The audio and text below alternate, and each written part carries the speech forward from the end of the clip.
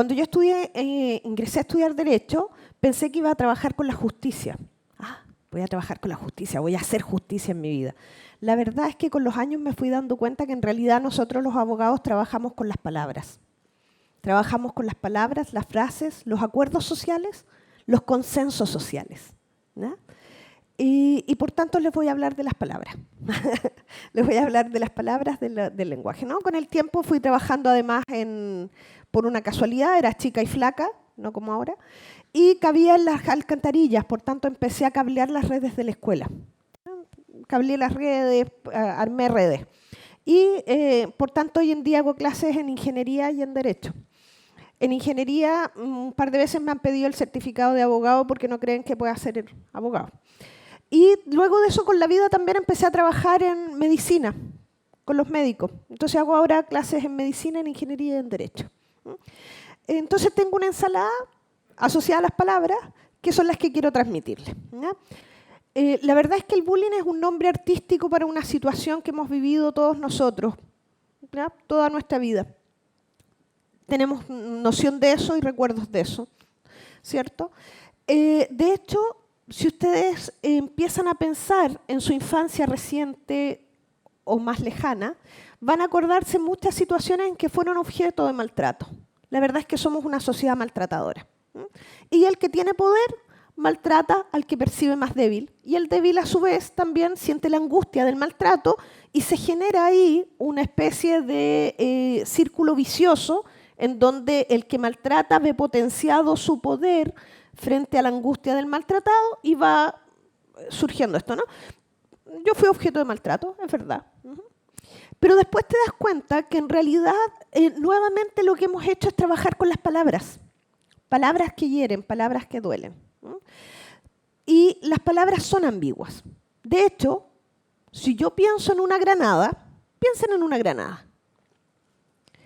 Una granada. Para mí, una granada es un fruto delicioso que estaba en el patio de mi casa, que se abría y que estaba lleno de granitos.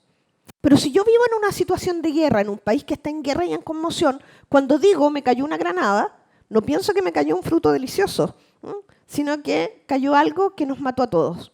¿Ya?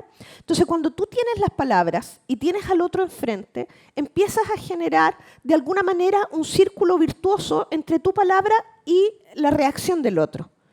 Esa es la comunicación que nosotros conocimos. Hoy día los niños se comunican de otra manera. Los niños se comunican a través del teléfono, el mismo teléfono que nosotros les pasamos cuando eran pequeños y estábamos en el restaurante y nosotros queríamos esperar la comida tranquilos y que ellos nos jodieran. Le pasamos el teléfono para que se entretuvieran por mientras.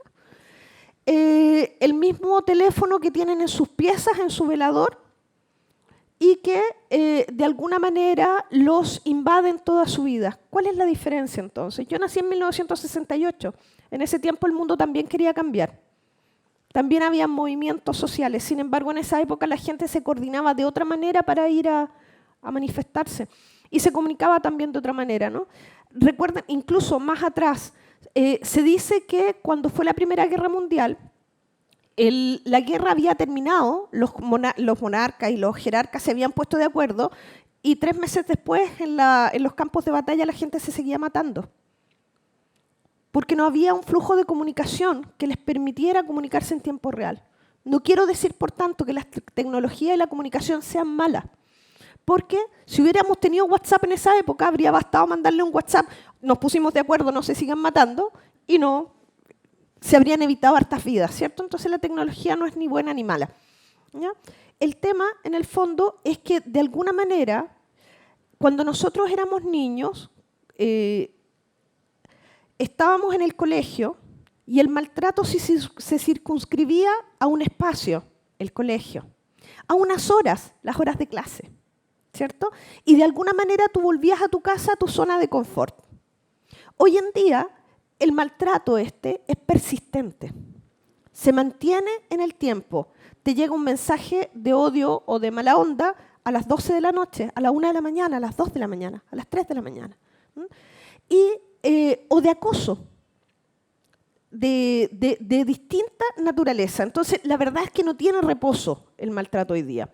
Cuando hablamos de bullying, Hablamos, en definitiva, de situaciones de acoso y maltrato persistentes en el tiempo, reiterativas y con un alto impacto, en el sentido de que el bullying no solamente te afecta en tu casa, sino que puede estar tu imagen colgada en Internet y reidentificarse progresivamente durante mucho tiempo y generar, por tanto, una estigmatización de la persona que está puesta en el ojo del huracán durante mucho tiempo. Sin embargo, nosotros como padres no nos damos cuenta que nosotros mismos somos en parte los causantes de esta situación. ¿Por qué? Subimos fotos humillantes de nuestros hijos a las redes, subimos diálogos que ellos tienen a las redes, por tanto los exponemos en las redes. En tercer lugar, dejamos que duerman con el teléfono en vez de decirles, hijo mío, apágalo. Nosotros mismos en los chats de papás, no me digan, los WhatsApp de papás son una suerte de toxina permanente si es que no las controlamos. Entonces, de alguna manera, estos niños están creciendo en un mundo totalmente distinto y nosotros estamos paralogizados. Yo tengo una hija adolescente de 13 años y la verdad es que no puedo pretender de alguna manera enseñarle a vivir en este mundo hiperconectado y tal, ¿no? Lo que puedo decir es que nosotros desde el derecho hemos tratado de hacer algo, porque como trabajamos con las palabras, trabajamos con los consensos sociales y trabajamos en general con la contención social o con la forma como la sociedad se va desenvolviendo, hemos hecho algo. En el año 2001, en Budapest, en la ciudad de Budapest, se reunieron los estados y acordaron el convenio de Budapest para los efectos de perseguir los ilícitos que se cometan en las redes, dentro de los cuales están el bullying, sexting, o sea, sexo no compartido o imágenes de sexo explícito compartidas entre las redes, ¿cierto?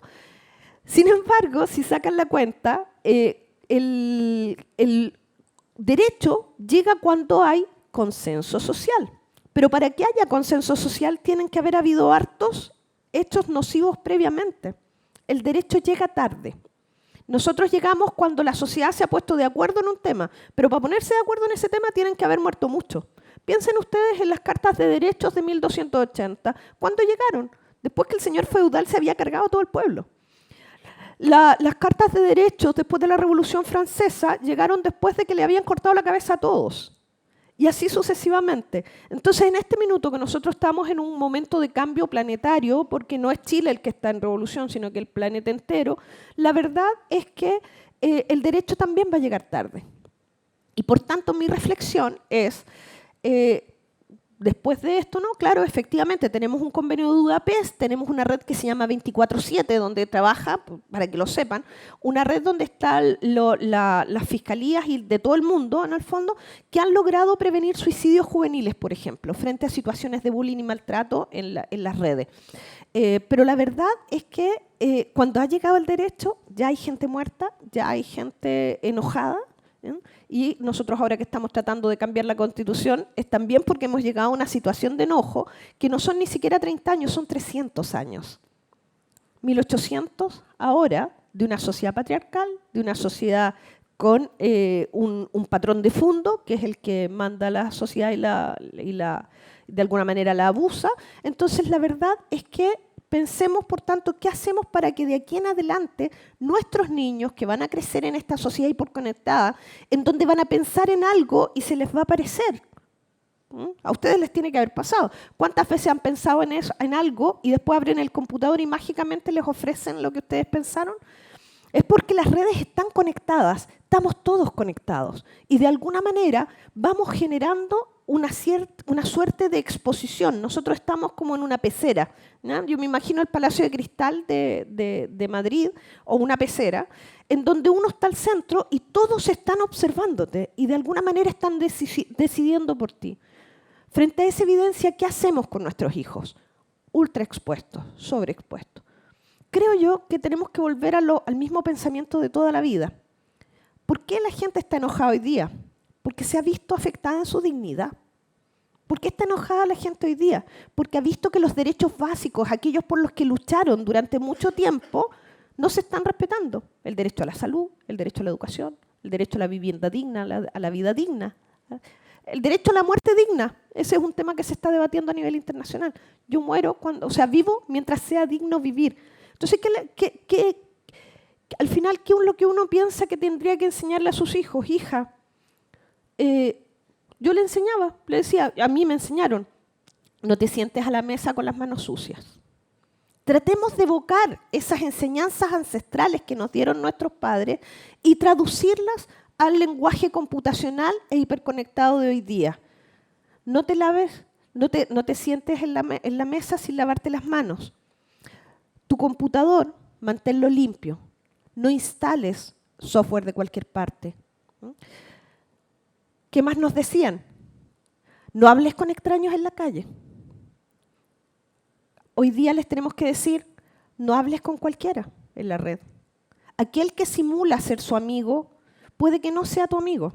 No lo conoces, no sabes quién es. Hay redes mundiales que hacen entrega de pornografía infantil a partir de engaños a niños que los hacen, en definitiva, ir cumpliendo retos en los cuales progresivamente se van sobreexponiendo. No hables con cualquiera, no hables con extraños. Adicionalmente uno les dice, trata bien al otro, ¿o no? ¿Cuántas veces me dijeron? No trates así a tu hermano. Trata bien al otro. Habla solo cuando tus palabras sean amables y no sean una ofensa al otro. No escribas mensajes ofensivos a tus compañeros. Nosotros mismos, habla solo cuando vayas a decirle algo amoroso al resto. ¿Cierto? Al final son los mismos valores de siempre que ahora están trasvasijados a nuestra nueva forma de comunicarnos, nuestra nueva forma de relacionarnos, ¿cierto? Porque el derecho lo que hace, en definitiva, es recoger este consenso social, establecer normas y patrones en las que estamos de acuerdo que debieran ser transparentes para nosotros. ¿No? Porque les voy a dar un mensaje que me imagino que ustedes, no sé si todos lo habrán advertido, pero en este país y en general en todo el mundo, cuando uno nace, le dan una palmada, uno llora y se sabe todo el derecho. ¿Por qué? Porque legalmente y constitucionalmente el derecho se presume conocido de todos. De hecho, es una presunción de mala fe decir que uno no se sabe la norma. Entonces, para que uno llegue a poder exigirle eso a la sociedad, el derecho tiene que ser necesariamente el fruto del consenso social. Y por eso llega tarde. No es porque seamos tan malos los abogados, sino porque llega tarde, llega cuando ya hay consenso. Por eso se demoran tanto los procesos legislativos, porque hay que lograr el consenso, porque van a ser las reglas que naturalmente la gente va a entender que son las que rigen esa sociedad. Entonces, tratemos de enseñarle a los niños a convivir en esta nueva red planetaria ahora, a comunicarse con todos estos millones de personas en base a los valores ancestrales de toda la vida, que son los que han permitido que llegamos a ser la sociedad que somos hoy en día, y que seamos capaces de reconducir el proceso social y reconducir el proceso normativo hacia una mejor convivencia social y un mejor amparo de los derechos. Estamos hoy en día en una revolución jurídica. ¿Ya? Las revoluciones no son una cosa de hoy día. Han sucedido, ya les hablé de un par, ¿cierto? En una primera revolución logramos unas cosas que se llaman los derechos de primera generación. Los derechos de primera generación pretendían mantener al hombre vivo, mantener al hombre libre, y que fuera juzgado por el juez natural, por su vecino, por alguien igual a él, en el fondo, no por un monarca que tuviese poder. En la segunda revolución quisimos que además ese hombre libre, vivo y juzgado por su par, lo fortaleciéramos un poquitito y le dimos los derechos sociales y culturales, educado, que tuviese una buena educación. En la tercera revolución y en la tercera evolución, los derechos de tercera generación, les dimos además derechos políticos, que fueran capaces de elegir a sus pares. Hoy en día estamos asistiendo a una cuarta revolución de los derechos y por tanto un nuevo fortalecimiento de esta misma capa de derechos, libertad, dignidad y vida, con, en el fondo, esta hiperconexión. Entonces también hay derechos que se están debatiendo hoy día, como por ejemplo el acceso universal a las redes de comunicaciones, ¿cierto? Que tengamos todos un teléfono, una comunicación, servicio y acceso universal. Y por tanto educación amplificada a través de las redes de comunicaciones, etcétera, ¿no? Sin embargo, eso no parte de la nada.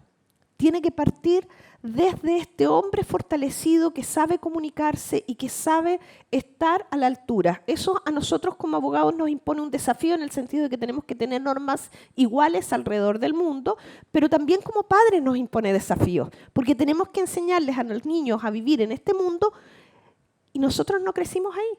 Nosotros crecimos en un mundo donde jugábamos a la ronda en el patio, etcétera. Pero si se fijan, si se acuerdan, yo por lo menos el otro día preparando esto me reflexionaba que cuando yo era niña jugaba una cosa que decían ¿cuántos panes hay en el horno? ¿Cuántos panes hay en el horno? 25 y un quemado. Ya. ¿Quién los quemó? Eso es maltrato. Eso es discriminación. Sin embargo, nosotros alegremente jugábamos eso. En una época, además, en plena Guerra Fría. Entonces, de alguna manera, piensen ustedes que todos esos patrones de maltrato que los niños reproducen en las redes son parte del conocimiento ancestral que nosotros les transmitimos alegremente. Y por tanto, la reflexión mía es, vamos a tener un mundo más amistoso, más amable, donde el derecho sea evidente para todos nosotros porque refleja el consenso, y ahí vamos a restablecer la paz con el planeta, con el otro y también con nosotros mismos. Eso, muchas gracias.